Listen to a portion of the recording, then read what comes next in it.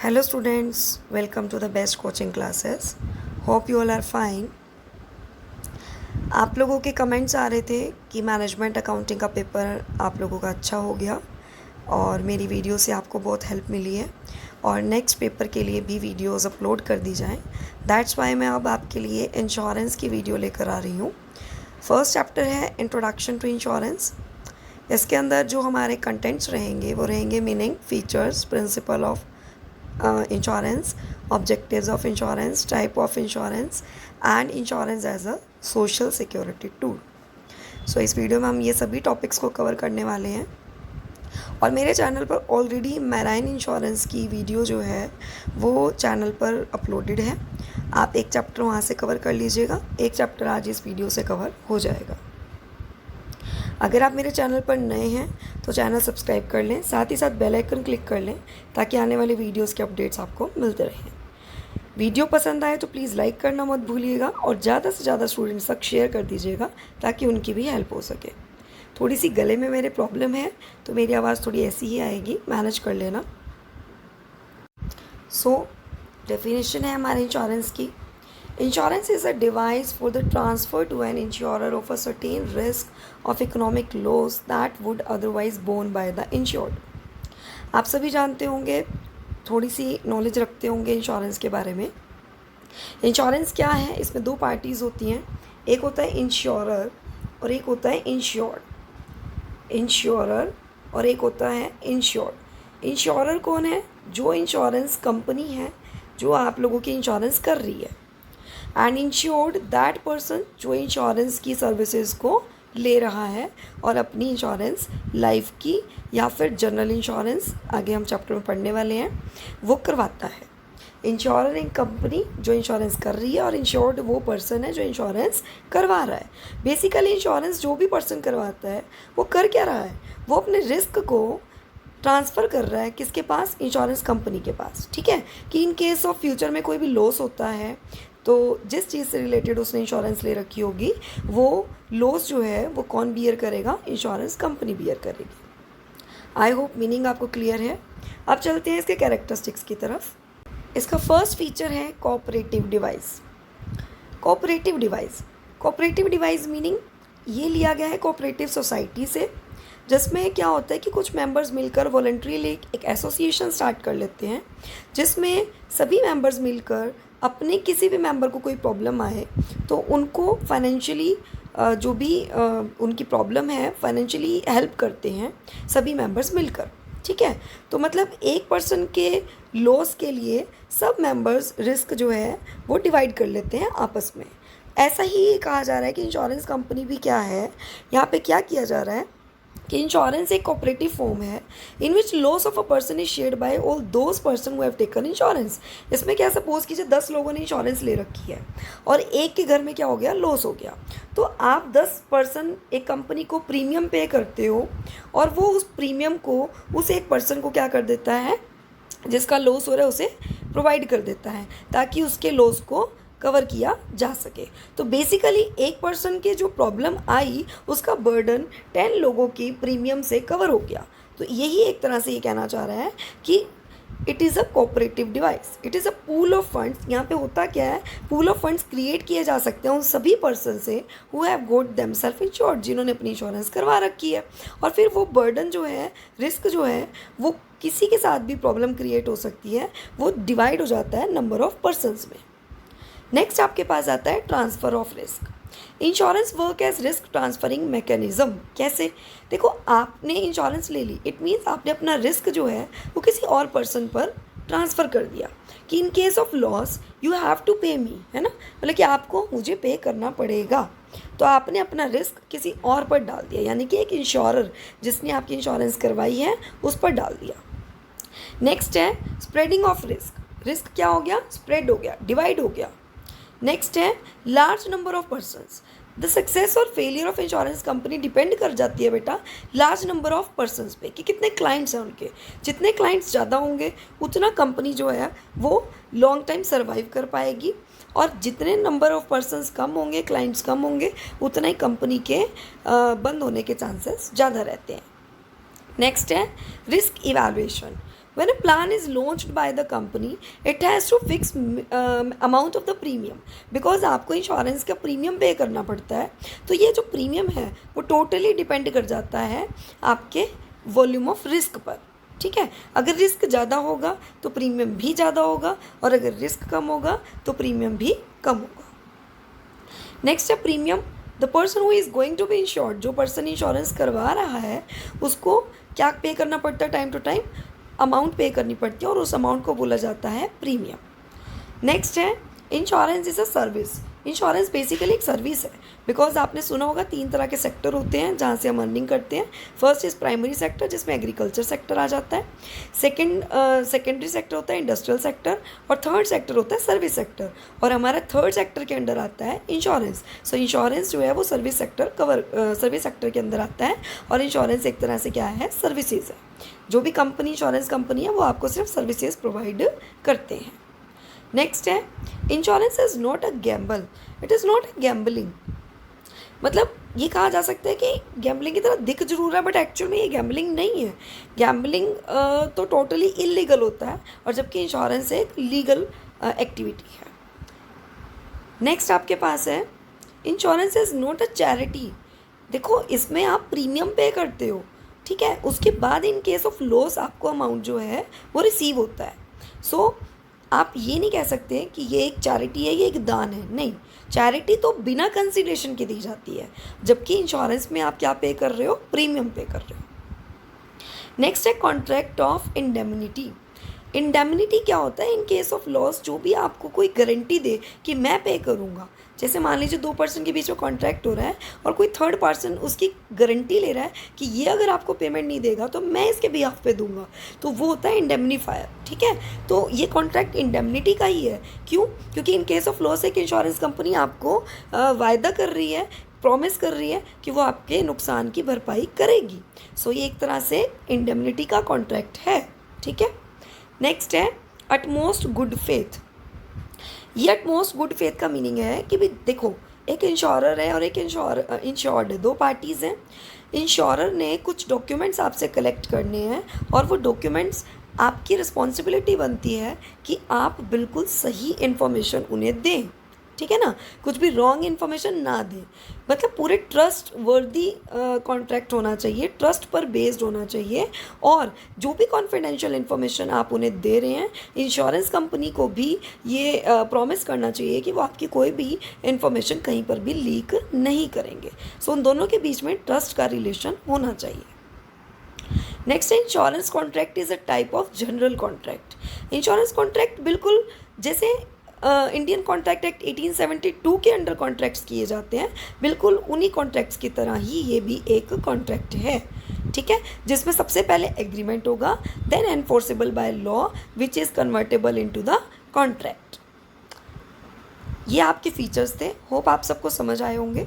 अगर वीडियो पसंद आ रही है तो प्लीज़ लाइक ज़रूर कर दीजिएगा, और ज़्यादा से ज़्यादा स्टूडेंट्स तक शेयर कीजिएगा. नेक्स्ट टॉपिक स्टार्ट करते हैं. नेक्स्ट आपका आता है प्रिंसिपल्स ऑफ इंश्योरेंस.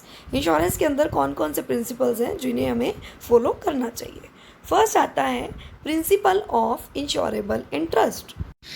इस प्रिंसिपल के अकॉर्डिंग क्या मीनिंग निकलता है कि जो भी इंश्योरेंस करवा रहा है, किसी भी चीज़ की करवा रहा हो, चाहे लाइफ की चाहे प्रॉपर्टी की, ठीक है, तो सब्जेक्ट मैटर उसमें होना चाहिए. सब्जेक्ट मैटर क्या हो सकता है, whether it is life insurance और इट इज़ प्रॉपर्टी इंश्योरेंस. किसी भी तरह की प्रॉपर्टी हो सकती है, तो ध्यान रहे वो प्रॉपर्टी उसकी खुद की होनी चाहिए. ठीक है.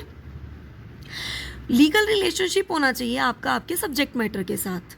मतलब जिस भी प्रॉपर्टी की आप इंश्योरेंस करवा रहे हो, आपका उसमें डायरेक्टली इंटरेस्ट होना चाहिए. इट मीन्स वो आपकी होनी चाहिए. नेक्स्ट इसमें क्या आता है कि जो भी सब्जेक्ट मैटर है उसके होने या ना होने से आपको फ़र्क पड़ता हो. इट मीन्स होने से आपको प्रॉफिट्स हो रहे हो, और जैसे ही वो सब्जेक्ट मैटर नहीं रहा तो उससे आपको कोई ना कोई लॉस सफ़र करना पड़ रहा है, और वो लॉस जो है वो मेजरेबल होना चाहिए in terms of money. In terms of money अगर वो मेजरेबल होगा तो कहा जा सकता है कि आपका उसमें इंश्योरेबल इंटरेस्ट है. मतलब वो चीज़ जो है इंश्योरेंस करवाने के लायक है, क्योंकि इंश्योरेंस कंपनी जो भी लॉस सफ़र आप करोगे उसको in the terms of money ही आपको पे कर सकती है. सो नेक्स्ट आपके पास आता है principle of subrogation. It is a legal doctrine where one person takes over the rights or remedies of a creditor against his debtor. It can arise automatically as a matter of law or by an agreement or as a part of contract. इसको देखिए, in insurance it is the right of an insurer to pursue a third party that cause an insurance loss to the insured. इसमें एक example के जरिए मैं आपको समझाती हूँ. जैसे सपोज कीजिए इसमें लिखा हुआ है मिस्टर ए हैं. मिस्टर ए ने इंश्योरेंस करवा रखी है अपने घर की, जो कि अमाउंट की है 10 lakh rupees. The house is totally destroyed by destroyed by negligence of his neighbour that is mister B. मतलब जो घर जो है वो टोटली डिस्ट्रॉय हुआ, उसके पीछे कारण किसका था? मिस्टर बी, जो कि उसका पड़ोसी था. अब इंश्योरेंस कंपनी आपको 10 लाख रुपए दे देगी as a claim, but at the same time company क्या कर सकती है? मिस्टर बी के खिलाफ केस कर सकती है. क्यों कर सकती है? क्योंकि उसे पता चल गया कि मिस्टर बी की गलती है जो उसने घर को नुकसान पहुंचाया. अब अगर सपोज कीजिए कंपनी केस जीत जाती है कोर्ट से और कंपनी को उसके बदले में 11 लाख रुपए मिल जाते हैं, सपोज कीजिए, तो कंपनी क्या कर सकती है? कंपनी जो भी 10 लाख रुपीज़ इसको पे किए थे प्लस अपना जो भी कोर्ट फीस वगैरह उस पर चार्ज होगी, उन सबको ऐड करके अपना खर्चा निकालने के बाद जो रिमेनिंग अमाउंट एक्स्ट्रा उसे एज अ कंपनसेशन मिली है वो उसको ए को वापस करनी पड़ेगी. Means balance amount will be given to a mister A. So यही कहता है प्रिंसिपल ऑफ सब्रोगेशन कि आप थर्ड पार्टी के अगेंस्ट भी केस कर सकती है एक इंश्योरेंस कंपनी, और उसमें जो भी रिकवरिंग अमाउंट रहेगी उसमें जितना क्लेम आपका बनता है आप ले सकते हो. रिमेनिंग अमाउंट आपको उस इंश्योर्ड पर्सन को पे करनी पड़ेगी. नेक्स्ट आपके पास आता है principle of indemnity. Principle of indemnity states that the insurer agrees to pay no more than the actual amount of loss. एक इंश्योरेंस कंपनी जो होगी वो आपके लॉस से ज़्यादा अमाउंट आपको पे नहीं करेगी. ठीक है. नेक्स्ट आपके पास आता है principle of contribution. Principle of contribution meaning है कि सपोज कीजिए आपने एक ही प्रोडक्ट की या एक ही जो भी आपकी प्रॉपर्टी है उसकी इंश्योरेंस एक से ज़्यादा कंपनीज़ में करवा रखी है, मल्टीपल कंपनीज़ में करवा रखी है, सेम प्रॉपर्टी जो है उसकी आपने इंश्योरेंस. तो ऐसे केस में क्या होगा? जो कंपनसेशन होगा, जब भी कभी लॉस हुआ कंपनसेशन आप प्रोपोर्शनेटली ले सकते हैं. जैसे सपोज़ कीजिए आपने 10 लाख की इंश्योरेंस करवा रखी है यूनाइटेड इंडिया इंश्योरेंस कंपनी से एंड 6 लाख की इंश्योरेंस करवा रखी है आपने नेशनल इंश्योरेंस कंपनी से, यानी कि 2 जगह इंश्योरेंस करवा रखी है कार की. ठीक है, देखो इन्होंने लिखा एग्जांपल दिया कार की इंश्योरेंस 2 जगह से हुई है और आपकी कार जो है वो डैमेज हो जाती है और वो भी 2 लाख रुपए का डैमेज होता है. ठीक है, तो फिर उस केस में जो पर्सन है जिसने इंश्योरेंस 2 कंपनी से करवा रखी है वो क्या कर सकता है कि प्रोपोर्शनेट अमाउंट ले ले. जहाँ से ज़्यादा अमाउंट की इंश्योरेंस करवा रखी है वहाँ से ज़्यादा अमाउंट के लिए क्लेम ले सकता है, और जहाँ से कम अमाउंट की इंश्योरेंस करवा रखी है वहाँ से कम अमाउंट के क्लेम के लिए चार्ज कर सकता है. तो दोनों कंपनी से मिलाकर देखिए 2 लाख रुपीज़ आपके कवर हो जाएंगे. सो प्रोपोर्शनेट कर सकता है, रेशो से प्रोपोर्शन करके आप अपना जहाँ से ज़्यादा अमाउंट की करवा रखी है वहाँ से ज़्यादा अमाउंट क्लेम कर सकते हैं और जहाँ से कम की करवा रखी है वहाँ से कम की क्लेम कर सकते हैं. तो ये प्रिंसिपल आपको कहता है कि आप कंट्रीब्यूट कर सकते हैं.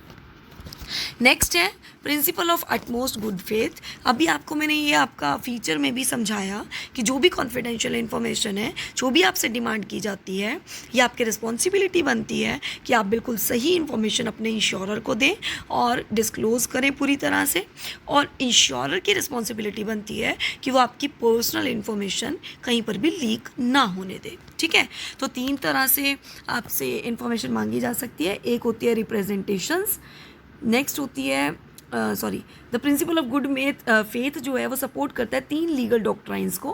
पहला रिप्रेजेंटेशन, दूसरा कंसीलमेंट, तीसरा वारंटी. रिप्रेजेंटेशन के अंदर क्या कवर होता है?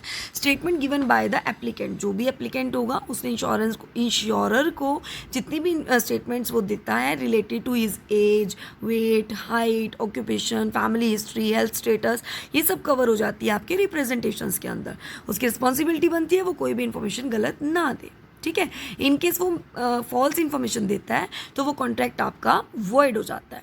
नेक्स्ट कंसीलमेंट इन इंटेंशनली, मतलब आपने अपनी मर्जी से कुछ छुपाया तो भी आपके अगेंस्ट केस हो सकता है, या फिर हो सकता है आपकी इंश्योरेंस कैंसिल कर दी जाए। और warranty is a statement made, warranty में क्या है कि आप जो भी स्टेटमेंट कर रहे हो उसके लिए आप गारंटी लेते हो कि आप बिल्कुल सही इन्फॉर्मेशन दे रहे हो। ठीक है, नेक्स्ट आपके पास है प्रिंसिपल ऑफ कोजा प्रॉक्सिमा। कोजा प्रॉक्सिमा एक लैटिन वर्ड है जिसका मीनिंग होता है प्रॉक्सिमेट और नियरेस्ट कोज। इसका मीनिंग क्या है, सपोज कीजिए कि आपकी कुछ भी लॉस होता है, उसके पीछे मान लीजिए लेटेस्ट जो कोज होगा, जो भी लेटेस्ट कारण होगा, आप इंश्योरेंस कंपनी को वही मानना पड़ेगा। मे बी उससे पहले का कोई कोज हो, उसकी वजह से अब वाले लेटेस्ट जो भी कोज का कारण वो पिछला कोज बने। ऐसा हो सकता है कि जो लेटेस्ट कोज हुआ, जो भी लेटेस्ट कारण है रिस्क का या लॉस का, उससे पीछे भी कोई कारण रहा हो जिसकी वजह से अब लेटेस्ट जो भी कारण रहा या लॉस हुआ है उसके पीछे का कारण भी उसमें इन्वॉल्व हो, बट आपको नियरेस्ट कोज ही लेना होगा। एग्जाम्पल है, देखिए कोर्ट में केस गया था हैमिल्टन एंड पेनड्रॉफ का।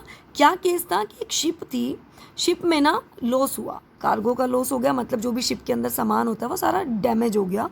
क्यों हुआ, क्योंकि शिप में पानी आ गया था।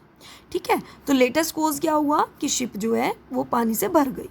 ठीक है, बट इसके पीछे कारण क्या था कि उससे पिछला कारण देखो, लेटेस्ट कारण क्या है कि शिप में पानी आ गया, इसकी वजह से कार्गो को नुकसान हो गया। पर उससे पिछला कारण क्या है कि उसमें जो कारण है पानी घुसने का वो था कि उसमें एक होल हो गया था कॉर्नर पे, और वो होल किया था रैट्स ने, चूहों ने। ठीक है, इसकी वजह से लेटेस्ट जो भी कोज हुआ है वो लेटेस्ट जो भी लॉस हुआ है वो पिछला कारण आपका क्या है कि उसमें होल था। बट कोर्ट ने किसे माना, कोर्ट ने कहा जो लेटेस्ट कारण है वो है सी वाटर। लेटेस्ट कारण क्या है, सी वाटर, जो कि आपकी शिप में एंटर हो गया। उससे पिछला कोई भी कारण रहा हो, वो होल कारण था या कुछ भी था, बट लेटेस्ट कारण क्या है, सी वाटर। इसलिए इंश्योरेंस कंपनी को पेमेंट करनी पड़ेगी। ठीक है, इंश्योर्ड इज लायबल टू पे। Next principle is principle of mitigation of loss. ये प्रिंसिपल आपको कहता है कि आपने जब भी आपका लॉस हो रहा था, किसी भी वजह से हो रहा था, तो आपने पूरा ट्राई किया कि लॉस को कम करने का। इट मीन्स एग्जाम्पल लिया हुआ है, सपोज़ कीजिए किसी के घर में आग लग गई, तो ऐसा नहीं है कि आपने घर की इंश्योरेंस करवाई हुई है तो आप दूर खड़े हुए हाथ जोड़कर देख रहे हो कि हाँ आग लग गई, कोई बात नहीं, मैंने तो इंश्योरेंस करवा रखी है, इंश्योरेंस कंपनी मुझे पे कर देगी। ऐसा नहीं करना आपको क्या करना है कि पूरी ट्राई करनी है कि कैसे आग बुझाई जाए। ठीक है, तो इसीलिए देखिए एग्जाम्पल ये है, mister Jain house is set on fire due to an electric short circuit. So in this scenario mister Jain should take all possible steps like calling fire brigade, use of fire extinguishers, calling neighbor for the help to stop the fire। तो इसका मतलब क्या है कि उसने ऐसा नहीं किया कि भी कोई एक्शन ही ना लिया हो कि भी हाँ इंश्योरेंस कंपनी तो पे कर ही देगी। तो ये प्रिंसिपल आपको कहता है कि आपने पूरा ट्राई किया कि आपका लॉस जो है वो कम हो सके। नेक्स्ट आपके पास नेक्स्ट टॉपिक आता है, दैट इज ऑब्जेक्टिव या फिर कह सकते हैं need, importance, purpose of the insurance. Individual aspects क्या हैं इसके, देखिए इसने इस पार्ट को 4 पार्ट्स में डिवाइड किया है ऑब्जेक्टिव्स को। इंडिविजुअल एस्पेक्ट्स के अलग हैं, इकोनॉमिक के अलग, सोशल के अलग और नेशनल एस्पेक्ट्स अलग हैं। फर्स्ट आता है इंडिविजुअल एस्पेक्ट्स। क्या इंश्योरेंस कंपनी आपको सिक्योरिटी प्रोवाइड कर रही है? कर रही है, बिल्कुल कर रही है ना। आप अपने रिस्क को ही तो क्या कर रहे हो, किसी और कंपनी पे ट्रांसफ़र कर रहे हो। नेक्स्ट है फोर्स्ड सेविंग। इस तरह से आपको सेविंग की आदत भी डल जाती है। और एक बात और बता दो, इसमें आपको टैक्स का एडवांटेज भी मिलता है। आपको 80C सेक्शन के अंदर इसमें डिडक्शन मिलती है। आपको 80C सेक्शन के अंदर क्या मिलती है, डिडक्शन मिलती है। आप लोग इनकम टैक्स के स्टूडेंट भी हैं, आपको डिडक्शन वाला चैप्टर आता होगा और आपने उसमें पढ़ा होगा कि अगर आपने इंश्योरेंस करवा रखी है आपको 80C के अंदर क्या मिल जाती है, इसकी डिडक्शन मिल जाती है। नेक्स्ट आपके पास है मेंटल पीस। आप शांति, आपके दिमाग में पूरी शांति बनी रहती है। क्यों? क्योंकि आपको एक डर सा लगा रहता है कि मुझे इस चीज़ से लॉस हो सकता है, आग लग सकती है, चोरी हो सकती है, एक्सीडेंट हो सकता है। बट अगर आपने इंश्योरेंस करवा रखी है तो एक मन में सुकून होता है कि एटलीस्ट मैंने इंश्योरेंस करवा रखी है, कि रिस्क जो है वो टोटली मेरे ऊपर नहीं है, ठीक है। सो बर्डन जो भी है वो आपने शिफ्ट कर दिया होता है इंश्योरेंस कंपनी पर। नेक्स्ट आपके पास है इकोनॉमिक इंडिपेंडेंस। एक फैमिली, ठीक है, जिसमें मान लीजिए कोई एक ही पर्सन अर्निंग हैंड है, इन केस डर लगा रहता है कि अगर उस पर्सन की डेथ हो जाती है या फिर कोई भी मिस हैपनिंग हो जाती है तो घर कौन चलाएगा। तो एक इंश्योरेंस कंपनी या फिर इंश्योरेंस ही एक ऐसा जरिया है जिससे आप ये अपने जो भी आने वाले अनएक्सपेक्टेड लॉस हैं, अनएक्सपेक्टेड रिस्क है, उसको कवर कर सकते हो। नेक्स्ट है क्रेडिट फैसिलिटी। आपको एक तरह से जो इंश्योरेंस कंपनी है, जो भी आप इंश्योरेंस करवाते हो, इससे आपको क्रेडिट फैसिलिटी भी मिलती है। कैसे? एक पर्सन लोन ले सकता है अपनी पॉलिसीज़ को प्लेज करके। जो भी आपने पॉलिसीज़ करवाई होती हैं इंश्योरेंस पॉलिसीज़, आप उन पॉलिसीज़ को एज अ प्लेज यूज़ कर सकते हो, मॉर्टगेज कर सकते हो और उसके बदले में छोटा मोटा लोन भी ले सकते हो। टैक्स एग्जम्पशन मैंने भी आपको बता दिया, 80C के अंदर आपको डिडक्शन मिलती है। नेक्स्ट है protection against the mortgage. In case a person took a loan against the property and dies, मर गया सपोज कीजिए, प्रॉपर्टी के अगेंस्ट क्या ले रखा था, लोन ले रखा था, ठीक है। अब डेथ होने के बाद अब क्या करें, कौन उतारेगा उस लोन को। इन केस अगर उसने इंश्योरेंस करवाई होती तो इससे उसकी प्रॉब्लम ना होती, ठीक है। सो अगर पर्सन इंश्योरेंस करवाई हो तो उनके जो भी डिपेंडेंट्स हैं, उनके डेथ होने के बाद उन पर लोन पे करने की प्रॉब्लम ना आती। आपकी इंश्योरेंस कंपनी आपको पेमेंट देती और आप उसके बदले में लोन उतार सकते थे। तो इस तरह से आपको मॉर्टगेज के अगेंस्ट प्रोटेक्शन प्रोवाइड करता है ये, अगर आपने इंश्योरेंस करवा रखी हो। नेक्स्ट है प्रॉफिटेबल इन्वेस्टमेंट्स। बहुत सारे इन्वेस्टमेंट्स हैं जिनमें आप इन्वेस्ट करें तो बदले में बहुत अच्छी अर्निंग जो है वो आप गेन कर सकते हो। तो अगर आपने इंश्योरेंस करवाई होगी, फर्दर आपको इन्वेस्टमेंट करने के लिए पेमेंट भी रिसीव हो सकती है। नेक्स्ट आपके पास है फ्यूचर नीड्स। ऑब्वियसली एक पर्सन अगर इंश्योरेंस करवा रहा है वो अपनी फ्यूचर नीड्स को पूरा करने के लिए ही करवा रहा है, ठीक है। सो कई लोग इंश्योरेंस करवा लेते हैं जैसे कि ओल्ड एज में काम आएंगे पैसे, या चाइल्ड एजुकेशन, बच्चों की एजुकेशन में काम आएंगे, मैरिज पर काम आ सकते हैं, ठीक है। तो बहुत सारे ऐसे स्कीम्स हैं इंश्योरेंस के अंदर, आप अलग अलग स्कीम्स में इन्वेस्ट कर सकते हैं। नेक्स्ट आपके पास है इकोनॉमिक एस्पेक्ट्स। इकोनॉमिक एस्पेक्ट्स में आता है, देखिए सबसे पहला है safety against business loss. Obviously safety provide कर रहा है आपको, ठीक है। बिजनेस में आप जो है स्टॉक की इंश्योरेंस करवा सकते हैं, ठीक है। आपने अपनी जो भी बिल्डिंग है उसकी फायर इंश्योरेंस करवा सकते हैं कि इन केस कभी आग ना लग जाए, ठीक है। तो इस तरह से वो लॉस को कवर कर लेती है कंपनी। नेक्स्ट है इंक्रीज्ड एफिशिएंसी। पर्सन जो है वो फ्री माइंड से, बिना टेंशन वाला पर्सन जो है बहुत अच्छे से काम कर सकते हैं, उससे उसकी एफिशिएंसी बढ़ती है, उससे उसका मोरल बूस्टअप होता है, तो वो बेटर एफिशिएंसी के साथ वर्क कर सकेगा। नेक्स्ट है key man indemnification. Key man means the important person of the organisation who is needed in the organisation due to either his capital or is experience. एक ऐसा पर्सन जिसकी या तो कैपिटल अच्छी लगा सकता है या उसका एक्सपीरियंस ऐसा है, उसके अंदर उसके पास एक्सपर्ट एडवाइजेज हैं, उनके बिना ऑर्गेनाइजेशन चल नहीं सकती सपोज कीजिए, or organisation suffer loss in his absence. उसकी एब्सेंस में ऑर्गेनाइजेशन को जो है वो लॉस हो गया, क्यों? क्योंकि उनकी डेथ हो गई। तो ऐसे केस में लॉस को कवर जो किया जा सकता है वो with the help of insurance किया जा सकता है। नेक्स्ट आपके पास है क्रेडिट फैसिलिटीज़। आपको जैसे लास्ट जो भी एस्पेक्ट्स थे उसमें भी आपको बताया कि आप प्लेज कर सकते हो पॉलिसीज़ को एज अ कोलेटरल सिक्योरिटी और बदले में क्रेडिट फैसिलिटी का फ़ायदा उठा सकते हो। नेक्स्ट है business partner funding. If a partner dies और leaves the organisation then the other partner have to pay him his dues. उसके ड्यूज़ को, मान लीजिए पार्टनरशिप हो रखी है, 2 पार्टनर्स हैं, एक पार्टनर की डेथ हो जाती है तो दूसरे पार्टनर को उनके ड्यूज़ वगैरह पे करने पड़ते हैं। अगर वहाँ पर सपोज़ कीजिए इंश्योरेंस करवा रखी थी, फिर ये प्रॉब्लम नहीं फेस करनी पड़ती। नेक्स्ट है एम्प्लॉय वेलफेयर।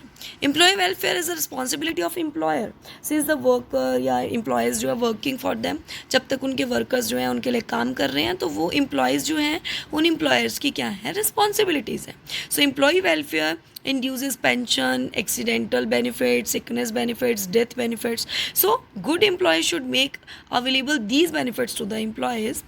good employer तो एक अच्छा एम्प्लॉयर अपने एम्प्लॉय को ये सब फैसिलिटीज़ जो है वो प्रोवाइड करता है। सो इन सब फैसिलिटीज़ को प्रोवाइड करने के लिए वो चाहे तो उन सब की पॉलिसीज़ भी करवा सकता है। नेक्स्ट है इन्फ्लेशन कंट्रोल। इन्फ्लेशन को भी इसके ज़रिए कंट्रोल किया जा सकता है, जो मार्केट में एकदम से प्राइजेस जो हैं वो हाई हो जाते हैं। नेक्स्ट आपके पास है फाइनेंशियल हेल्प प्रोवाइड करती हैं। In the present age of competition the companies uses sophisticated machines in the production process. आज की डेट में जो डिफरेंट कंपनीज़ हैं वो अपनी कंपनी के लिए बेटर मशीन्स जो हैं वो परचेज़ करते हैं, जिस पे बहुत ज़्यादा जो है वो पेमेंट जो है पे करनी पड़ती है और रिस्क भी उठाना पड़ता है ना। तो वो रिस्क जो है वो डायरेक्टली इंश्योरेंस कंपनी पर डाल दिया जाता है by taking the insurance policy. और इंश्योरेंस कंपनीज आजकल लोन प्रोवाइड करती हैं, उन्हें एडवांस दे देती हैं, इससे उन्हें फाइनेंशियल हेल्प भी मिल जाती है। नेक्स्ट है सोशल एस्पेक्ट्स, कुछ इसके हैं। फर्स्ट है एम्प्लॉयमेंट अपॉर्चुनिटी। देखो बेटा, जितनी कंपनीज़ या जितनी भी इंश्योरेंस कंपनीज़ जो हैं वो ओपन होंगी, उतना लोगों को जॉब भी प्रोवाइड की जाएगी, ठीक है। तो एम्प्लॉयमेंट अपॉर्चुनिटीज़ भी ये प्रोवाइड करते हैं। नेक्स्ट है इकोनॉमिक ग्रोथ। हमारी इकॉनमी की ग्रोथ होती है। देखो, अगर एम्प्लॉयज़ जो है एम्प्लॉयमेंट जनरेट होगी तो इससे नेशनल इनकम बढ़ेगी, नेशनल इनकम बढ़ेगी तो आपकी इकोनॉमी में ग्रोथ होगी, ठीक है। तो फाइनेंशियली साउंडनेस जो है वो कंपनी प्रोवाइड करती है। नेक्स्ट है स्टैंडर्ड ऑफ लिविंग। अब अगर जॉब्स लगेंगी तो स्टैंडर्ड ऑफ लिविंग तो हमारा अपने आप अप हो जाएगा, ठीक है। तो और सबसे बड़ी बात, इंश्योरेंस कंपनीज़ आपको हेल्थ इंश्योरेंस प्रोवाइड कर रही है, लाइफ इंश्योरेंस प्रोवाइड कर रही है, ठीक है, फायर इंश्योरेंस प्रोवाइड कर रही है, मैरीन इंश्योरेंस प्रोवाइड कर रही है। तो इस तरह से आपको सेफ्टी प्रोवाइड कर रही है, क्वालिटी एजुकेशन देने में हेल्प कर रही है, ठीक है। तो इस तरह से आप कह सकते हो कि आपका स्टैंडर्ड ऑफ लिविंग जो है वो अप हो जाता है, फाइनेंशियली हेल्प भी प्रोवाइड कर रही है। नेक्स्ट है social security. As a social security tool की तरह ये काम करती है, क्योंकि मेन पॉइंट्स यहाँ पे क्या कवर किए जाते हैं कि जैसे ओल्ड एज पेंशन ले लीजिए, हेल्थ से रिलेटेड प्रॉब्लम्स ले लीजिए, ये सब मेजर प्रॉब्लम्स यहाँ पर कवर कर दी जाती हैं। तो एक तरह से ये सोशल सिक्योरिटी टूल की तरह ये वर्क करता है, सोसाइटी में हमें सिक्योरिटी प्रोवाइड करने की पूरी अपनी कोशिश करता है। पूरी डिटेल इसमें अभी एक टॉपिक आएगा insurance as a social security tool, वहाँ पर अभी हम आगे भी स्टडी करने वाले हैं इसको। नेक्स्ट आपके पास है सोशल वेल्थ। सोसाइटी में एक तरह से वेल्थ, क्योंकि हमारा स्टैंड ऑफ लिविंग हमें अप करना होता है, ठीक है, फिजिकली, सोशली, मेंटली, हर तरह से हमें हेल्दी होना ज़रूरी है। तो इंश्योरेंस कंपनी हमें एक इंडैमनिफाई कर देती है, हमें एक गारंटी प्रोवाइड कर देती है। नेक्स्ट है लॉस रिडक्शन। लॉस कैसे कवर करना है, लॉस को कैसे रिड्यूस करना है। एक insurance company, insurance is a pool of funds, अभी हमने स्टार्टिंग में भी पढ़ा था। कुछ लोग मिलकर एक इंश्योरेंस करवाते हैं और अगर किसी को लॉस हो जाता है तो इंश्योरेंस कंपनी उन सारे पैसे को इकट्ठा करके उस पर्टिकुलर पर्सन को दे देती है, इससे उसका लॉस जो है वो कवर हो जाता है। नेक्स्ट है national aspects, capital formation. Insurance company जो है money collected by insurance company या insurance premium from the insured persons by insurance company, वो आगे फर्दर इन्वेस्ट कर देते हैं सिक्योरिटीज़ में, जिससे कैपिटल भी जनरेट होती है। Foreign exchange, as we know the globalisation start हुआ था 1991 में, जब एलपीजी आई थी, लिबरलाइजेशन, प्राइवेटाइजेशन, ग्लोबलाइजेशन। तब से एमएनसीज कंपनी हमारे इंडिया में एंटर हो चुकी हैं, ठीक है, जॉइंट वेंचर्स के ज़रिए। सो हमारी जो इंश्योरेंस सेक्टर है वो भी कहीं ना कहीं government has allowed 100% FDI in the insurance sector also. हमारे यहाँ पर भी आप फॉरेन डायरेक्ट इन्वेस्टमेंट जो है वो कर सकते हैं, तो इससे फॉरेन एक्सचेंज भी हमारा बढ़ता है। नेक्स्ट है इकोनॉमिक डेवलपमेंट। अभी हमने पढ़ा इकॉनमी में भी डेवलपमेंट होती है, बिकॉज तीनों सेक्टर्स में सर्विसेज प्रोवाइड कर रहा है, क्योंकि हर सेक्टर में लोग इंश्योरेंस करवाते हैं। जैसे मान लीजिए मोटरसाइकिल खरीद रहे हैं तो इंश्योरेंस करवा रहे हैं, लाइफ की इंश्योरेंस करवा रहे हैं, ठीक है। हर तरह का रिस्क जो है वो टोटली इंश्योरेंस कंपनी कवर कर लेती है। नेक्स्ट है national savings. Growth of the country depends upon the savings of that country, ठीक है। A country which saves more tends to grow faster. जितना कंट्री ज़्यादा सेव करेगी उतना कंट्री जो है वो जल्दी ग्रो करेगी। So insurance is one of those channel which mobilise domestic savings into the domestic investments. हमारी इंश्योरेंस कंपनी लोगों को सेविंग्स के लिए प्रमोट करती है, जो फर्दर आगे चलकर वो इन्वेस्टमेंट में कन्वर्ट हो जाता है, राइट। तो आप देखते होंगे इंश्योरेंस कंपनी में भी अगर आप एज अ प्रीमियम अपनी इंश्योरेंस पॉलिसी आपने ले रखी है और प्रीमियम पे करते हैं, तो अभी हमने ऊपर पढ़ा इंश्योरेंस कंपनी फर्दर क्या करती है, इन्वेस्ट कर देती है सिक्योरिटीज़ में, जिससे इन्वेस्टमेंट भी बढ़ता है। नेक्स्ट है money market development. Money market, दो तरह की मार्केट, कैपिटल मार्केट और money market. So capital market में आप जो है पैसा लगाते हैं और मनी लॉन्ग टाइम के लिए लगाते हैं, मनी मार्केट में शॉर्ट टाइम के लिए लगाते हैं। तो आपको इंश्योरेंस कंपनी क्या करती है, बोरो करने में भी हेल्प करती है, शॉर्ट टाइम के लिए जो है पेमेंट वगैरह प्रोवाइड कर देती है। नेक्स्ट है टाइप्स ऑफ इंश्योरेंस। दो तरह के टाइप्स, लाइफ इंश्योरेंस और दूसरा जनरल इंश्योरेंस। लाइफ इंश्योरेंस तो बेटा देखो एक ह्यूमन बीइंग की लाइफ के लिए अगर आप इंश्योरेंस ले रहे हो तो वो लाइफ इंश्योरेंस है। और जनरल के अंदर बाकी सब कंसेप्ट जनरल के अंदर कवर हो जाते हैं, like motor insurance, fire insurance, marine insurance, engineering insurance या फिर मिसलेनियस टाइप की किसी भी तरह की इंश्योरेंस, सब हमारी किसके अंडर कवर हो जाती है, जनरल इंश्योरेंस के अंदर। सबसे पहले लाइफ इंश्योरेंस। लाइफ इंश्योरेंस के भी बहुत सारे टाइप्स हैं। फर्स्ट आता है होल इंश्योरेंस पॉलिसी। डिपेंड करती है सारी तरह की पॉलिसीज़ उनकी मेच्योरिटी डेट पे या फिर पीरियोडिक इंटरवल्स किस डेट को पैसे जो है मिलेंगे, ठीक है, इन सब चीज़ों से ये इनका डिफरेंस जो है वो निकल कर आता है। पहला whole life policy. Whole life policy का क्या मतलब है कि insured will pay the premium throughout the life time.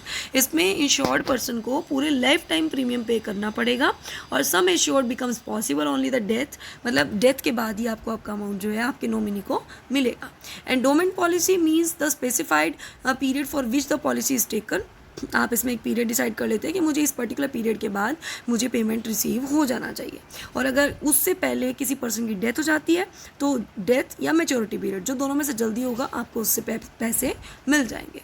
Joint life policy मतलब आप एक से ज़्यादा पर्सन मिलकर जब पॉलिसी करवा लेते हैं तो उसे बोलते हैं जॉइंट लाइफ पॉलिसी, ठीक है। Annuity policy in insurance, an annuity means predetermined periodic payment to the insured until the death of that person। मतलब आप predetermined periodic payment period आप जो है डिसाइड कर लेते हो कि कितने टाइम बाद पेमेंट आपको प्रीमियम की पे करनी है, like monthly, quarterly, half yearly, yearly basis.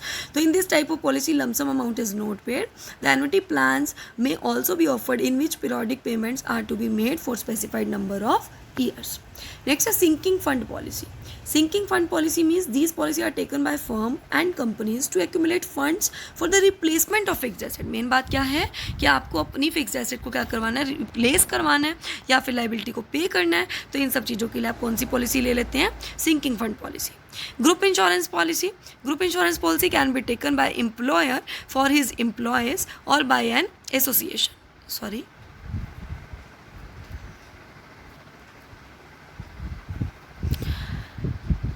और by an association means group insurance policy जो है वो एम्प्लॉयर ले लेता है ताकि अपने एम्प्लॉयर्स के लिए एक सेफ्टी उन्हें प्रोवाइड कर सके, ठीक है।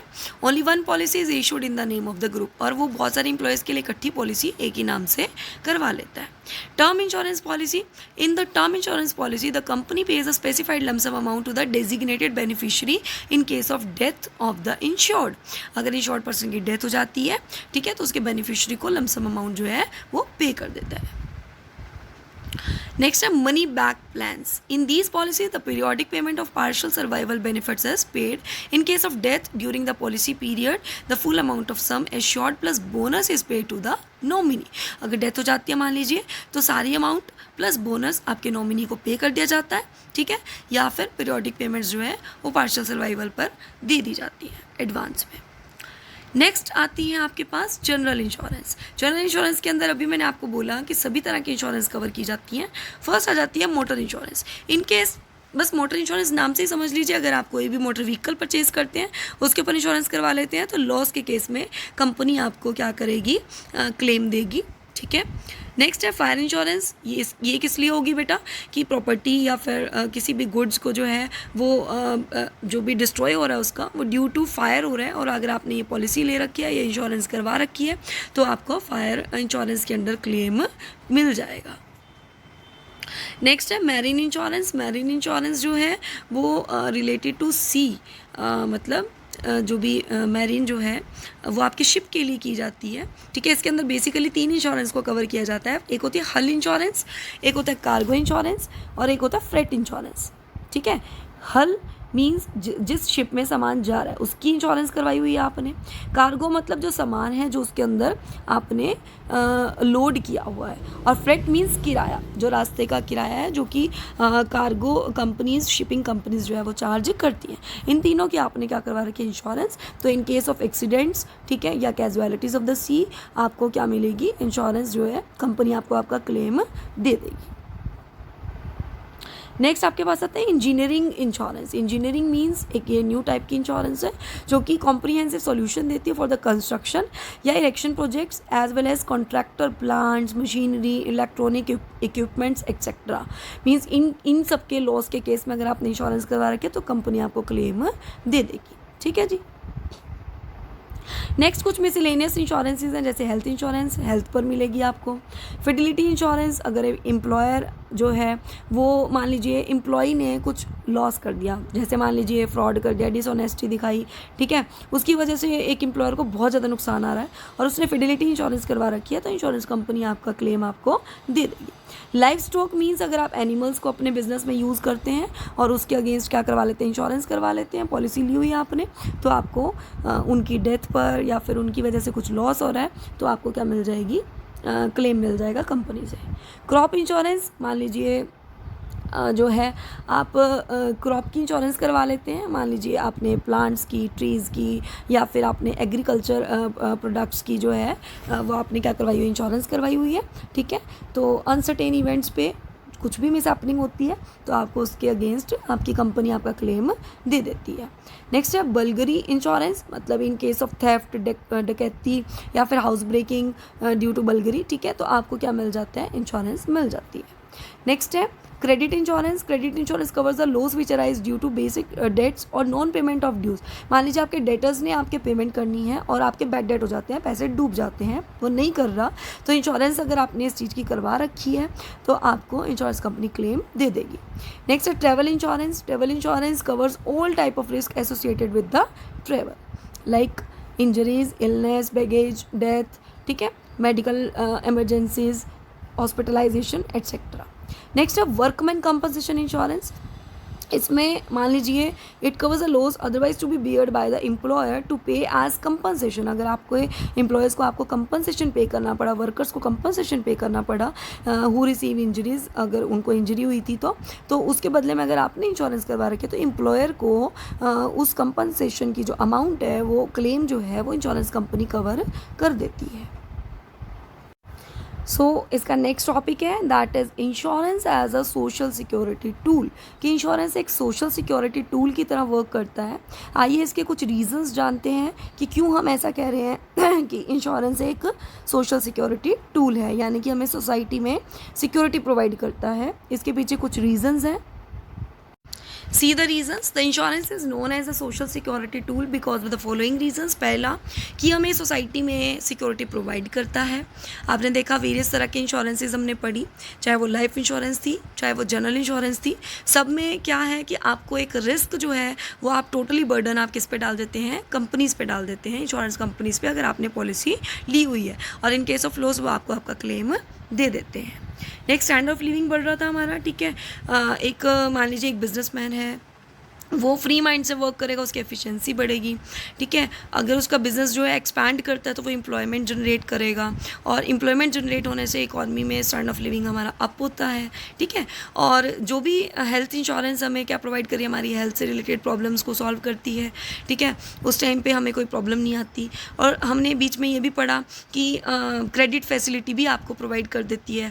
आप अपनी पॉलिसी को क्या कर सकते हो, एज अ मोर्टगेज भी रख सकते हो और उसके बदले में लोन भी ले सकते हो, ठीक है। तो वेरियस टाइप्स ऑफ मतलब जो पॉलिसीज़ हैं वो आपके लिए हेल्प करती हैं और इससे आपका स्टैंडर्ड ऑफ लिविंग अप हो जाता है। Next economic independence. एक फैमिली में मान लीजिए एक ही पर्सन पर आप डिपेंड हैं, आपने पीछे अभी भी पढ़ा था थोड़ी देर पहले कि अगर वो पर्सन बीमार हो जाता है या फिर हैंडीकैप्ड हो जाता है, इन केस कुछ भी मिस हैपनिंग हो जाती है, तो इससे आपको कहीं ना कहीं इंश्योरेंस कंपनी अगर आपने इंश्योरेंस ले रखी है तो इंश्योर्ड पर्सन के लिए हेल्प हो जाती है, उनकी फैमिली वालों के लिए हेल्प हो जाती है। प्रोटेक्शन अगेंस्ट मॉर्टगेज, ये भी आपने पढ़ा था कि कुछ भी आप लोन ले सकते हैं, ठीक है, आप अपनी इंश्योरेंस को एज अ मॉर्टगेज रख के पॉलिसी को। फ्यूचर नीड्स भी आपने पढ़ा था, ये सारे पॉइंट्स अभी आपने पीछे पढ़े हैं। देखो सेफ्टी अगेंस्ट बिजनेस लॉस भी आपने पढ़ा था, ठीक है, बिजनेस एस्पेक्ट्स के अंदर। प्रॉफिटेबल इन्वेस्टमेंट भी आपने ये पॉइंट अभी स्टडी किया है। एम्प्लॉय वेलफेयर भी आपने अभी थोड़ी देर पहले पॉइंट स्टडी किया है। ये सभी पॉइंट्स आपने अभी जो पहले टॉपिक था ऑब्जेक्टिव्स, उसके अंदर सभी पॉइंट्स आपने कवर कर लिए। होप ये वीडियो आपके लिए हेल्पफुल रहेगा। आपका टोटली फर्स्ट चैप्टर इस वीडियो में मैंने कवर कर दिया है। अगर वीडियो पसंद आए प्लीज़ लाइक कर दीजिएगा, शेयर कर दीजिएगा ज़्यादा से ज़्यादा स्टूडेंट्स तक। अब आपका एग्ज़ाम है तो मुझे मोटिवेशन मिलेगा ताकि मैं नेक्स्ट वीडियो ला सकूँ। मैंने मैरीन इंश्योरेंस पर ऑलरेडी वीडियो अपलोड किया हुआ है, आप उसे भी जाकर स्टडी कर सकते हैं। Thank you and have a nice day.